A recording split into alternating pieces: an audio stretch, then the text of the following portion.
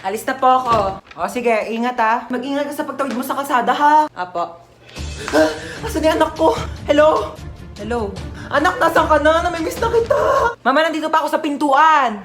Ay, alis na ako ha. Ingat ha. Asan yung anak natin? Hindi pa naman nag-aalas sa eh. Ayan na. 6:01 na. Baka na-traffic lang sa daan. Hindi siya nasagot. Baka lobat lang naman yung cellphone ng anak mo. Eh paano kung hindi lobat? Hinold up yung cellphone niya. Tapos hinold up siya. Tapos kinuha yung mga laman loob niya. Tao po. Ay, hello po. Kaibigan ko po yung anak nyo. Asan yung anak ko? Nasa ospital po siya ngayon. Nasa ospital siya?